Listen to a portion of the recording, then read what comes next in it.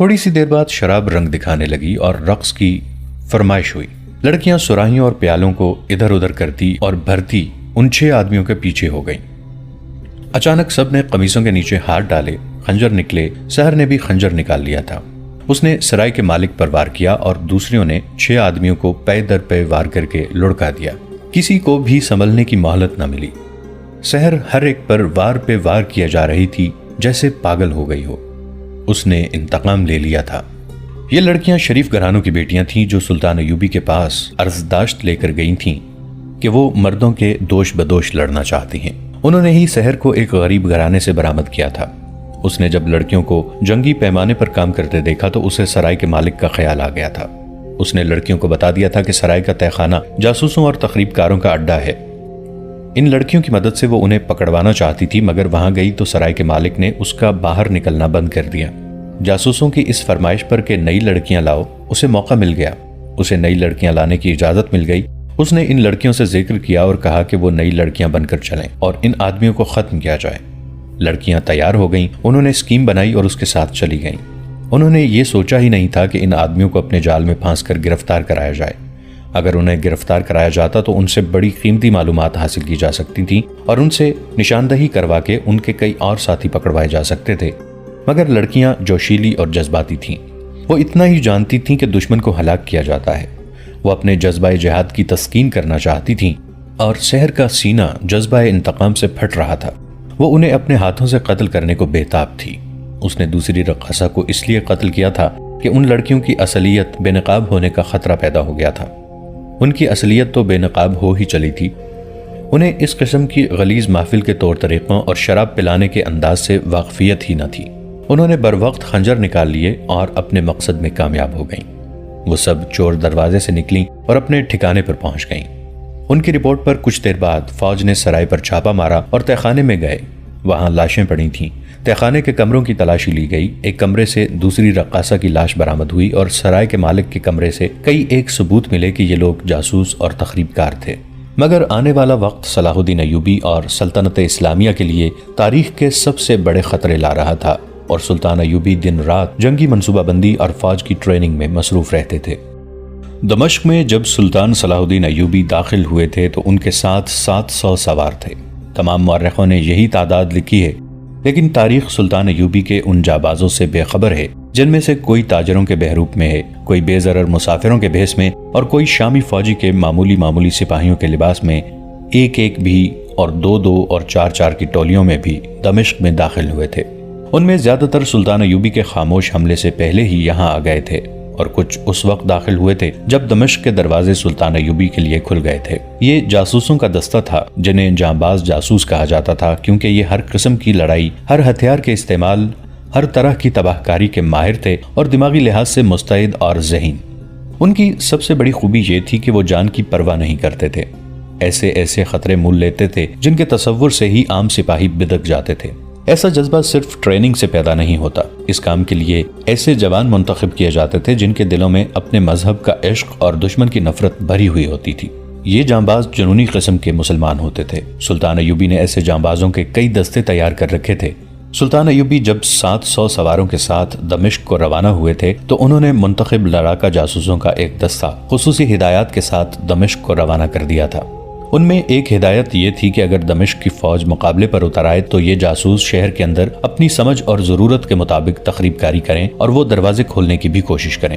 ان میں سے ایسے بھی تھے جنہیں شہریوں میں دہشت، بھگدڑ، افراتفری اور افواہیں پھیلانے کی ٹریننگ دی گئی تھی۔ ان تمام جانبازوں کی تعداد 200 اور 300 کے درمیان تھی۔ اس وقت کے وقائع نگاروں نے صحیح تعداد نہیں لکھی، صرف یہ لکھا ہے کہ سلطان ایوبی کی آمد کے وقت دمشق میں 200-300 جاسوس اور تباہ کار موجود تھے۔ ایک فرانسیسی وقائع نگار نے صلیبی جنگوں کے حالات اور واقعات قلم بند کرتے ہوئے سلطان ایوبی کے لڑاکا جاسوسوں کے متعلق بہت کچھ لکھا ہے۔ اس نے ان جانبازوں کے اسلامی جذبے کو مذہبی جنون بھی کہا ہے اور یہ بھی لکھا ہے کہ یہ جاسوس نفسیاتی مریض تھے۔ اس فرانسیسی نے تو مذہبی جنون کی توہین کی ہے کہ اسے نفسیاتی مرض لکھا ہے، لیکن یہ نفسیاتی کیفیت ہی تھی۔ مسلمان صاحب ایمان صرف اس صورت میں بنتا ہے جب مذہب اس کی نفسیات کا جز بن جائے۔ ان جانبازوں کو جاسوسی اور تباہ کاری کی ٹریننگ علی بن سفیان اور اس کے 2 نائبین حسن بن عبداللہ اور زاہدان نے دی تھی۔ اور مارکا آرائی کی ٹریننگ تجربہ کار فوجیوں کے ہاتھوں ملی تھی۔ اب جبکہ سلطان ایوبی دمشق میں تھے، علی بن سفیان قاہرہ میں تھا۔ وہاں کے اندرونی حالات پوری طرح نہیں سنبھلے تھے۔ سلطان ایوبی کی غیر حاضری دمشق پر ان کے قبضے اور خلافت کی معزولی کی صورت میں مصر میں صلیبی تخریب کاری کا خطرہ بڑھ گیا تھا، اس لیے علی بن سفیان کو وہیں رہنے دیا گیا تھا۔ دمشق میں اس کا ایک نائب حسن بن عبداللہ آیا تھا، وہی جاسوس جانبازوں کے دستے کا کمانڈر تھا۔ دمشق پر سلطان ایوبی نے قبضہ کر لیا تو وہاں کی بیشتر فوج سالار توفیق جواد کی زیر کمان سلطان ایوبی سے مل گئی تھی۔ باقی فوج اور خلیفہ کے باڈی گارڈز دستے خلیفہ اور اس کے حواری امراء کے ساتھ دمشق سے بھاگ گئے تھے۔ توقع تھی کہ سلطان ایوبی انہیں گرفتار کرنے کے لیے فوج ان کے تعاقب میں بھیجیں گے، لیکن انہوں نے ایسی کوئی حرکت نہ کی۔ 2-3 سالاروں نے انہیں کہا بھی کہ ان امراء وغیرہ کو پکڑنا ضروری ہے جو بھاگ گئے ہیں، وہ کہیں اکٹھے ہو جائیں گے اور اطمینان سے سلطان ایوبی کے خلاف جنگی تیاری کریں گے، اور میں یہ بھی جانتا ہوں کہ وہ صلیبیوں سے بھی مدد مانگیں گے جو انہیں مل جائے گی۔ سلطان ایوبی نے کہا، لیکن میں اندھیرے میں کبھی نہیں چلا، پہلے یہ معلوم کرنا ہے کہ وہ گئے کہاں ہیں اور ان کا مرکز کون سا بنے گا۔ آپ لوگ پریشان نہ ہوں، میری آنکھیں اور میرے کان بھاگنے والوں کے ساتھ ہی چلے گئے ہیں۔ وہ بدبخت اتنی جلدی حملہ کرنے کے لیے تیار نہیں ہو سکتے۔ میں صرف یہ دیکھ رہا ہوں کہ صلیبی کیا کریں گے۔ وہ مصر پر بھی یلغار کر سکتے ہیں، وہ شام پر بھی حملہ کر سکتے ہیں، وہ شاید اس انتظار میں ہیں کہ میں کیا کروں گا۔ ہو سکتا ہے وہ میری چال کے بعد اپنی چال چلنا چاہتے ہوں۔ آپ فوج کو میری بتائی ہوئی تنظیم میں لا کر ان کی تربیت اور جنگی مشقیں جاری رکھیں۔ سلطان ایوبی نے جنہیں اپنی آنکھیں اور اپنے کان کہا تھا وہ یہی جاسوس تھے جو مصر سے یہاں آئے تھے۔ ان میں سے کچھ ایسے بھی تھے جو انہی علاقوں کے رہنے والے تھے۔ جب الملک الصالح اور اس کے امراء اور وزراء دمشق سے بھاگ گئے تو ان کے ساتھ سلطان ایوبی کے بہت سے جاسوس بھی چلے گئے تھے۔ بھاگنے والوں کی تعداد کم نہیں تھی، تمام امراء اور وزراء اور کئی ایک جاگیرداروں اور حاکموں کا عملہ بھی تھا۔ فوج کی بھی کچھ نفری تھی اور بڑوں کے خوشامدی لوگ بھی تھے۔ یہ تتر بتر ہو کر بھاگے تھے۔ ان کے ساتھ جاسوسوں کا چلے جانا آسان تھا۔ یہ جاسوس اس مشن پر ساتھ گئے تھے کہ دیکھیں کہ الصالح اور اس کے پالنے والے امراء کیا جوابی کارروائی کریں گے اور انہیں صلیبیوں کی کتنی کچھ اور کیسی مدد حاصل ہوگی۔ یہ جاسوس جو دمشق سے باہر گئے تھے حسن بن عبداللہ کے خصوصی منتخب کردہ افراد تھے۔ وہ اس صورتحال کے سیاسی پس منظر کو اچھی طرح سمجھتے تھے۔ ان میں ایک ماجد بن محمد حجازی تھا، خوبرو جوان، جسم نہایت موزوں اور گٹھا ہوا، اور اسے خدا نے زبان کی ایسی چاشنی دی تھی جس میں طلسماتی اثر تھا۔ تقریباً ہر جاسوس کی شکل و صورت اور اوصاف ایسے ہی تھے، لیکن ماجد بن محمد ان سب میں سے برتر لگتا تھا۔ ان جاسوسوں کی اتنی اچھی صحت کا راز غالباً یہ تھا کہ انہیں کسی قسم کے نشے کی عادت نہیں تھی اور وہ عیاشی کو بھی پسند نہیں کرتے تھے۔ ان کے اخلاق میں جو پختگی تھی اس نے ان میں فولاد جیسی قوت ارادی پیدا کر رکھی تھی۔ ان کا قول و فعل مذہب کا پابند تھا۔ ماجد حجازی اپنے ساتھیوں کی طرح اس فولادی کردار کا نمونہ تھا اور روح کی جو پاکیزگی تھی اس نے اس کے چہرے کو حسین بنا رکھا تھا۔ وہ دمشق سے بھاگا جا رہا تھا۔ اس کے نیچے عرب کی اعلیٰ نسل کا گھوڑا تھا۔ اس کے پاس تلوار تھی اور گھوڑے کی زین کے ساتھ چمکتی ہوئی انی والی برچھی تھی۔ وہ ویرانے میں اکیلا جا رہا تھا۔ اس نے حلب کی سمت جاتے ہوئے بہت سے لوگوں کو دیکھا تھا۔ اسے کوئی ایک بھی ایسا نظر نہ آیا جس کے ساتھ وہ جائے۔ وہ اپنے لیے کوئی ہمسفر ڈھونڈ رہا تھا جو اس کے مشن کے لیے سود مند ہو سکے۔ ایسا ہمسفر فوج کا کوئی اعلیٰ افسر ہو سکتا تھا یا کوئی ایسا امیر جسے الصالح کا قرب حاصل ہوتا۔ اس کی سراغ رساں آنکھیں الصالح کو ڈھونڈ رہی تھیں۔ اس نے چند ایک لوگوں سے پوچھا بھی کہ وہ کس طرف گیا ہے، مگر اسے الصالح کا کوئی سراغ نہیں ملا تھا۔ اسے معلوم تھا کہ الملک الصالح نور الدین زنگی مرحوم کی عمر یا اس کی خوبیوں جیسا کوئی آدمی نہیں، بلکہ وہ 11 سال کی عمر کا بچہ ہے جسے مفاد پرست امراء نے اپنے مقاصد کے لیے سلطنت کی گدی پر بٹھایا ہے، اور عملاً حکمران یہ امراء خود بنے ہوئے ہیں۔ وہ تصور میں لا سکتا تھا کہ وہ بچہ اکیلا نہیں جا رہا ہوگا، اس کے ساتھ امیروں، وزیروں اور درباریوں کا قافلہ ہوگا، اور اس قافلے کے ساتھ زر و جواہرات اور مال و دولت سے لدے اونٹ ہوں گے۔ ماجد حجازی نے سوچا تھا کہ یہ قافلہ اسے نظر آ گیا تو وہ الملک الصالح کا مرید بن کر قافلے میں شامل ہو جائے گا۔ یہ کامیابی حاصل ہونے کی صورت میں اسے اچھی طرح معلوم تھا کہ اسے کیا کرنا ہے اور سینوں سے راز کس طرح نکالنے ہیں، مگر اسے اپنے شکار کا کوئی سراغ نہ ملا۔ آگے چٹانی علاقہ آ گیا جہاں ہریالی بھی تھی۔ ذرا سستانے کے لیے وہ چٹانوں کے اندر چلا گیا۔ ایک جگہ اسے 2 گھوڑے نظر آئے۔ ان سے ذرا پرے ہری بھری گھاس پر ایک آدمی لیٹا ہوا تھا اور اس کے ساتھ ایک عورت تھی۔ وہ سوئے ہوئے معلوم ہوتے تھے۔ وہ ذرا فاصلے پر رک گیا اور گھوڑے سے اتر کر ایک درخت کے نیچے لیٹ گیا۔ ایک گھوڑا ہنہنایا تو وہ آدمی اٹھ بیٹھا۔ لباس سے وہ اونچے درجے کا فرد معلوم ہوتا تھا۔ اس نے ماجد حجازی کو دیکھا تو اسے اپنے پاس بلا لیا۔ ماجد اس کے پاس چلا گیا اور اس سے ہاتھ ملایا۔ عورت بھی اٹھ بیٹھی۔ وہ عورت نہیں جوان لڑکی تھی اور بہت خوبصورت۔ اس کے گلے کا ہار بتا رہا تھا کہ یہ کوئی معمولی حیثیت کے نہیں۔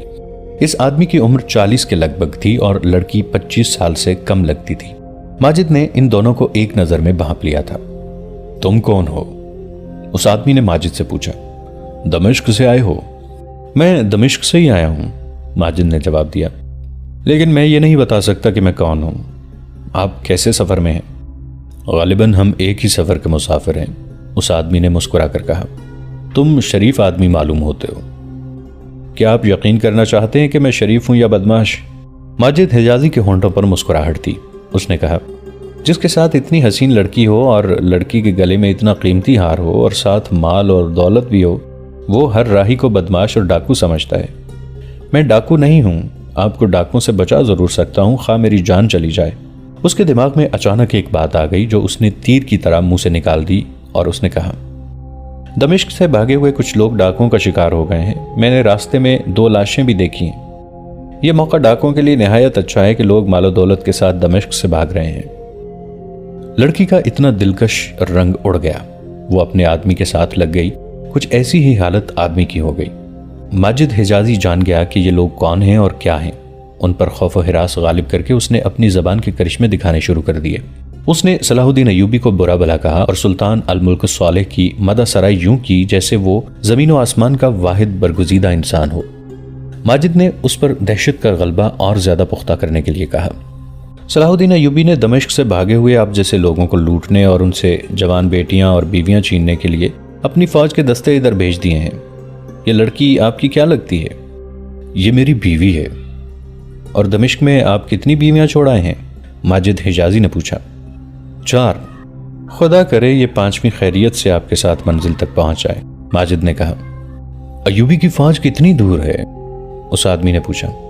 تم نے سپاہیوں کو لوٹ مار کرتے دیکھا ہے؟ ہاں دیکھا ہے، ماجد حجازی نے کہا۔ اگر میں آپ سے کہوں کہ میں صلاح الدین ایوبی کی فوج کا سپاہی ہوں تو آپ کیا کریں گے؟ وہ کانپنے لگا، مسکرایا بھی مگر مسکراہٹ غائب ہو گئی۔ اس نے کہا، میں تمہیں کچھ دے دوں گا اور تم سے التجا کروں گا کہ مجھے کنگال نہ کرو، اور میں تم سے یہ التجا بھی کروں گا کہ اس بیچاری کو میرے ساتھ رہنے دینا۔ ماجد حجازی نے قہقہہ لگایا اور کہا، دولت اور عورت سے زیادہ محبت انسان کو بزدل اور کمزور بنا دیتی ہے۔ اگر مجھے کوئی کہے کہ جو کچھ اس کے پاس ہے وہ میرے حوالے کر دو تو میں تلوار کھینچ کر اسے کہوں گا کہ پہلے مجھے قتل کرو، پھر میری لاش سے تمہیں جو کچھ ملے وہ لے جانا۔ محترم، مجھے یہ بتائیں کہ آپ کون ہیں؟ دمشق میں آپ کیا تھے؟ اور اب آپ کہاں جا رہے ہیں؟ اگر آپ نے سچ بتا دیا تو ہو سکتا ہے کہ آپ کو مجھ سے زیادہ مخلص اور جانباز محافظ نہ ملے۔ معلوم ہوتا ہے ہماری منزل ایک ہی ہے۔ میں ایوبی کی فوج کا سپاہی ضرور ہوں لیکن بھگوڑا ہوں۔ اس آدمی نے اپنے متعلق سب کچھ بتا دیا۔ وہ دمشق کے مضافاتی علاقے کا جاگیردار تھا۔ اسے سرکاری دربار میں ایسی سرکاری حیثیت بھی حاصل تھی کہ سلطنت کی شہری اور جنگی پالیسیوں میں بھی اس کا عمل دخل تھا۔ سلطان کے باڈی گارڈ دستے کے زیادہ تر سپاہی اسی کے دیے ہوئے تھے۔ دوسرے لفظوں میں یہ کہیں کہ وہ سلطنت کے بالائی حلقے کا اہم قسم کا درباری تھا۔ اسے گھر سے نکلے زیادہ دیر ہو گئی تھی۔ الصالح نے اپنے تمام حاشیہ برداروں سے کہا تھا کہ وہ حلب پہنچ جائیں۔ چنانچہ یہ جاگیردار حلب جا رہا تھا۔ اس نے یہ بھی بتا دیا تھا کہ وہ بہت سے زر و جواہرات ساتھ لے جا رہا ہے۔ 4 بیویاں پیچھے چھوڑ آیا ہے۔ یہ چونکہ سب سے چھوٹی اور خوبصورت تھی اس لیے اسے ساتھ لے آیا ہے۔ اس نے بڑے افسوس کے ساتھ ذکر کیا کہ اس کے محافظ اور تمام تر ملازم دمشق میں ہی اس کا ساتھ چھوڑ گئے ہیں۔ انہوں نے اس کا گھر لوٹ لیا ہوگا۔ یہ اس کی اپنی ہمت تھی کہ وہ بر وقت اپنا بیش قیمت خزانہ لے کر نکل آیا اور وہ اب الصالح کے پاس جا رہا تھا۔ ماجد حجازی کو اس کی داستان سن کر خوشی ہوئی۔ یہ جاگیردار اس کے کام کا آدمی تھا۔ اس کے ساتھ وہ حلب کے دربار تک پہنچ سکتا تھا۔ اس نے اپنے متعلق بتایا کہ وہ اس سوار دستے کا کماندار تھا جو سلطان صلاح الدین ایوبی اپنے ساتھ دمشق لایا تھا، لیکن وہ الصالح کا مرید ہے، اس لیے وہ اس کے خلاف ہاتھ نہیں اٹھا سکتا۔ اس عقیدت مندی کا نتیجہ یہ ہے کہ وہ ایوبی کی فوج سے بھاگ کر آیا ہے اور سلطان کے دربار میں جا رہا ہے۔ اگر اس نے پسند کیا تو وہ اس کے محافظ دستے میں شامل ہو جائے گا۔ اگر میں ابھی سے تمہیں اپنا محافظ بنا لوں تو تمہاری اجرت کی شرائط کیا ہوں گی؟ اس نے ماجد حجازی سے پوچھا۔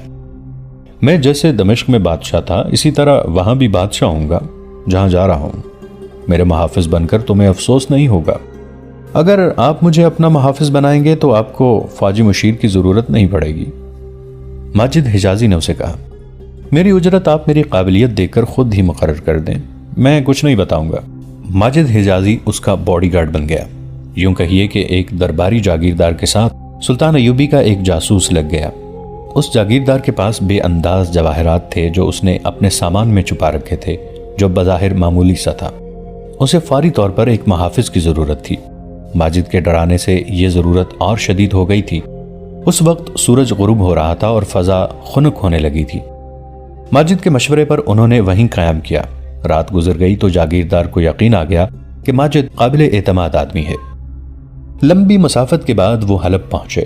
اس وقت حلب کا امیر شمس الدین تھا، جس نے تھوڑا ہی عرصہ پہلے صلیبیوں کو تاوان دے کر ان سے صلح کر لی تھی۔ الملک الصالح دمشق سے بھاگ کر وہاں پہنچ چکا تھا۔ اس کے تمام امراء اور وزراء اس کے ساتھ تھے اور اس کے باڈی گارڈ کے دستے بھی وہیں پہنچ چکے تھے۔ الصالح نے حلب کی امارت پر قبضہ کر لیا تھا اور اس کے امراء وغیرہ فوج کو نئے سرے سے منظم کرنے لگے تھے۔ صورتحال ایسی تھی کہ فوج کو ہر اس آدمی کی ضرورت تھی جس میں تھوڑی سی جنگی سوجھ بوجھ ہو۔ الملک الصالح کے پاس سونے اور خزانے کی کمی نہیں تھی، کمی فوج کمانڈروں اور مشیروں کی تھی۔ وہ اور اس کا ٹولہ سلطان ایوبی کے خلاف لڑنے اور خلافت بحال کرنے کو بے تاب تھا۔ ان کی بےتابیوں سے یوں پتہ چلتا تھا جیسے ان کے دشمن صلیبی نہیں سلطان ایوبی ہیں۔ انہوں نے خلیفہ کی مہر کے ساتھ ادھر ادھر کے امراء کو پیغام بھیجے کہ وہ سلطنت کے دفاع کے لیے سلطان الملک الصالح کے ساتھ فوجی تعاون کریں۔ ان امراء میں حمص، حمات اور موصل کے حکمران خاص طور پر قابل ذکر ہیں۔ کسی کی طرف سے امید افزا جواب ملا اور کسی نے تعاون کا صرف وعدہ کیا۔ یہ جاگیردار حلب پہنچا تو الصالح نے اسے خوش آمدید کہا۔ وہ ابھی الصالح کی جنگی مجلس مشاورت کا اہم رکن تھا۔ اسے حلب میں ایک مکان دے دیا گیا۔ وہ آتے ہی اس قدر مصروف ہو گیا کہ صبح کا گیا آدھی رات کو گھر آتا تھا۔ اس کی غیر حاضری میں اس کی بیوی ماجد حجازی میں دلچسپی لینے لگی۔ ماجد نے اس کے ساتھ ایسی بے تکلفی پیدا کر لی جس میں بدنیتی کا شائبہ تک نہ تھا۔ ماجد نے پروقار انداز اختیار کیے رکھا جس سے لڑکی متاثر ہوئی اور وہ جیسے بھول ہی گئی ہو کہ ماجد اس کے خامند کا محافظ ہے۔ ماجد اپنے مشن پر کام کر رہا تھا۔ اس نے 2-3 دنوں میں لڑکی کے دل پر قبضہ کر لیا۔ اس نے لڑکی سے پوچھا کہ اس کے خامند کی باقی 4 بیویاں کیسی تھیں۔ اس نے بتایا کہ کوئی ایسی بری تو نہیں تھی۔ اس شخص نے انہیں پرائی سمجھ کر دھوکہ دیا اور اس لڑکی کو ساتھ لے کر بھاگ آیا، اور ایک روز یہ تمہیں بھی چھوڑ کر کسی اور کو لے آئے گا۔ ماجد حجازی نے کہا، ان امیروں کا یہ شغل ہے۔ اگر میں تمہیں دل کی بات بتا دوں تو میرے خامند کو تو نہیں بتاؤ گے؟ لڑکی نے پوچھا، مجھے دھوکہ تو نہیں دو گے؟ اگر میری فطرت میں دھوکہ اور فریب ہوتا تو میں تمہارے خامند کو وہیں جہاں میں تمہیں ملا تھا آسانی سے قتل کر کے تم پر اور تمہارے مال و دولت پر ہاتھ صاف کر سکتا تھا۔ ماجد نے کہا، میں مرد ہوں، عورت کو فریب دینا مرد کی شان کے خلاف ہے۔ میں اب اس راز کو اپنے دل میں زیادہ دیر نہیں رکھ سکتی کہ مجھے تم سے ایسی محبت ہے جس پر میرا قابو نہیں رہا۔ لڑکی نے کہا، اور یہ بھی ایک راز ہے کہ مجھے اس خاوند سے نفرت ہے۔ میں بکی ہوئی لڑکی ہوں، کئی بار دل میں آئی کہ اپنے آپ کو ختم کر دوں۔ میں شاید بزدل ہوں، اپنی جان لینے سے ڈرتی ہوں۔ میرے ارادے کچھ اور تھے، میرے خیالات کچھ اور تھے۔ تم نے میرے ارادوں اور خیالوں پر مٹی ڈال دی ہے اور میرا یہ ارادہ پکا کر دیا ہے کہ اپنے آپ کو ختم کر دوں۔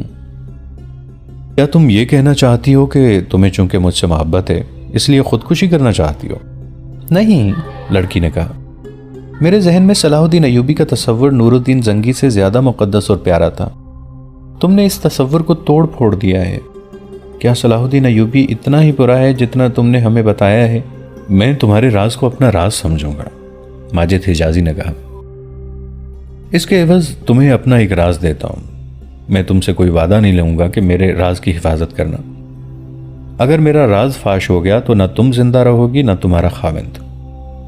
میں صلاح الدین ایوبی کا جاسوس ہوں۔ میں نے 2-4 دنوں میں بھانپ لیا ہے کہ تم اصل میں کیا ہو۔ میں تمہیں بتا دیتا ہوں کہ صلاح الدین ایوبی کا تصور اس سے کہیں زیادہ مقدس ہے جو تم نے اپنے ذہن میں بنا رکھا ہے۔ وہ ان امیروں اور بادشاہوں کا دشمن ہے جنہوں نے لڑکیوں کو اپنے حرموں میں قید کر رکھا ہے۔ وہ اس کے سخت خلاف ہے کہ مرد عورت کو صرف تفریح اور عیاشی کا ذریعہ بنائے۔ وہ مرد اور عورت کی برابری کا اور ایک خاوند اور ایک بیوی کا قائل ہے۔ وہ عورتوں کو فوجی تربیت دینا چاہتا ہے۔ میں نے تمہارے خامند کا اعتماد حاصل کرنے کے لیے یہ جھوٹ بولا تھا کہ ایوبی نے اپنی فوج کے چند دستوں کو دمشق سے بھاگنے والوں کو لوٹنے اور ان کو لڑکیاں اٹھا لانے کے لیے بھیجا ہے۔